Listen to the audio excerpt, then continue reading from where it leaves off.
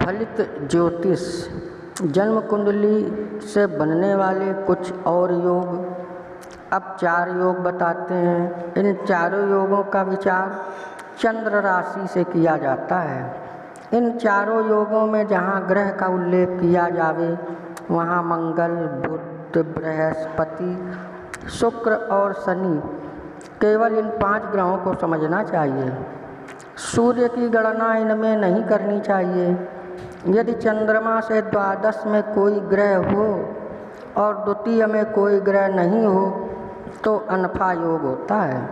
यदि चंद्रमा से द्वादश में कोई ग्रह ना हो, केवल द्वितीय में हो तो सुनफा योग होता है। यदि चंद्रमा से द्वितीय और द्वादश दोनों स्थानों में ग्रह हों तो दुरुधरा योग होता है।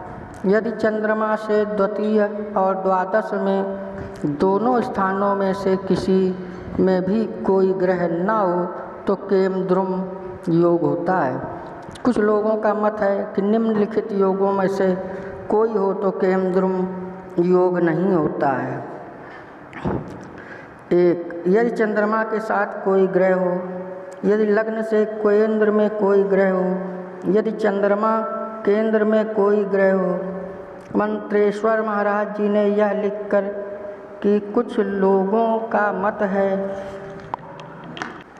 ऐसा है, यही पुष्ट किया कि उनके विचार से तो चंद्रमा से द्वितीय और द्वादश में कोई ग्रह ना हो तो केमद्रुम योग होता है। केमद्रुम योग का फल अच्छा नहीं।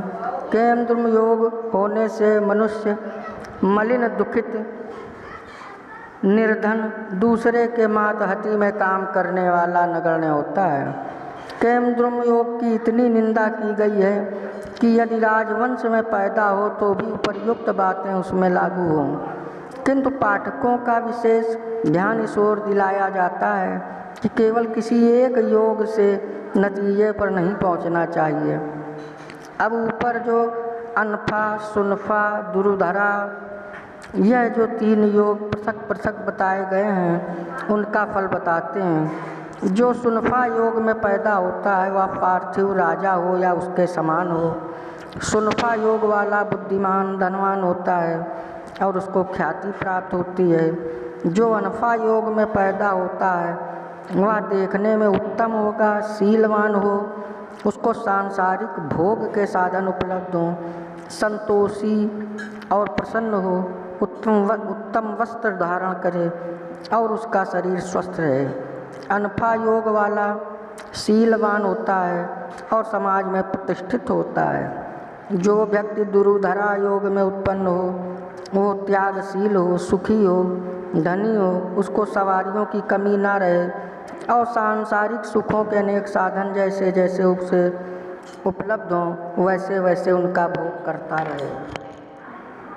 ऊपर के श्लोकों में सूर्य के अतिरिक्त कोई ग्रह चंद्रमा से द्वितीय, द्वादश या दोनों घरों में हो या ना हो ऐसे योग बताए हैं। अब सूर्य से द्वितीय, द्वादश या इन दोनों घरों में कोई ग्रह चंद्रमा के अतिरिक्त हो तो क्या योग होते हैं यह बताते हैं। सूर्य से द्वितीय मंगल, बुध, बृहस्पति, शुक्र, शनि, इनमें से एक या अधिक ग्रह हो तो शुभवेशी योग होता है।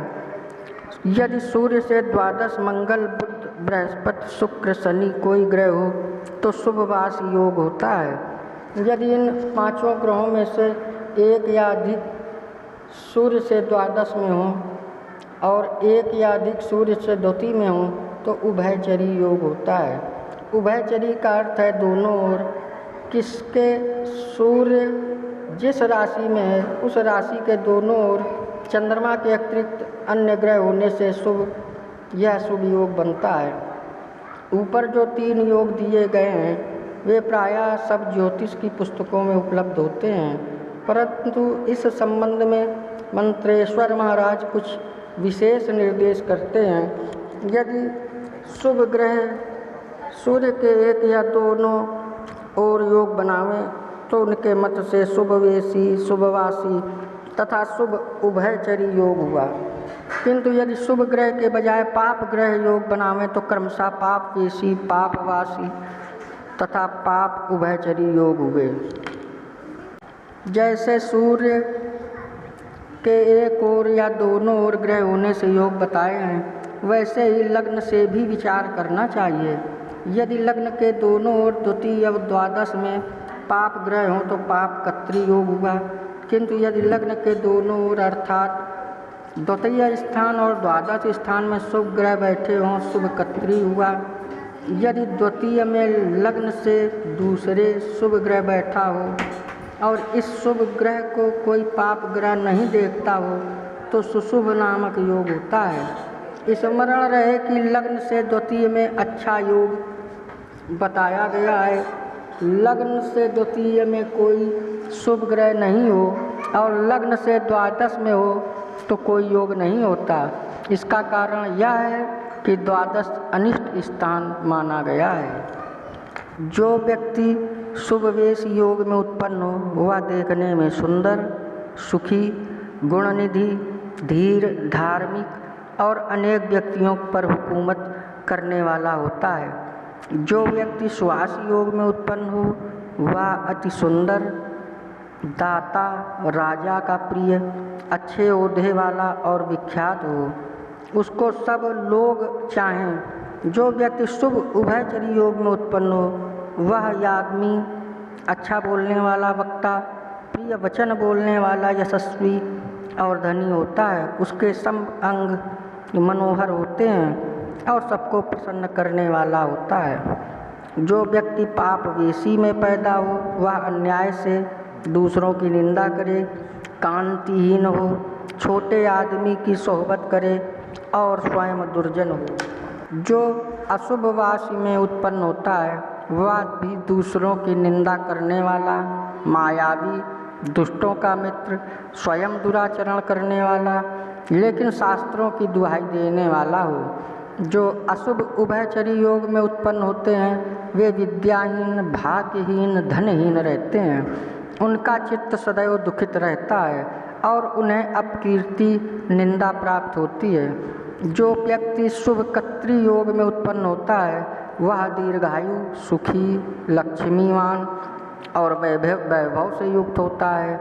उसे शत्रुओं तथा रोगों से भय नहीं होता, अर्थात ना तो उसके शत्रु होते हैं ना रोग होते हैं। किंतु जो पाप कत्री में पैदा होते हैं वह दरिद्र, अपवित्र, दुखी, अंगहीन, अल्पायु, भार्या रहित, पुत्र रहित होते हैं। संक्षेप में यह है कि शुभ कत्री का शुभ फल और पाप कत्री का पाप फल है।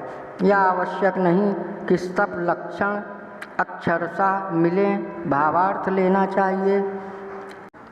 जो अम्ला योग में पैदा होता है वह आचारवान, धर्म में मति रखने वाला, प्रसन्न, सौभाग्यवान, राजा द्वारा सम्मानित, मृदु स्वभाव का, मुस्कुराकर बोलने वाला और धनी होता है।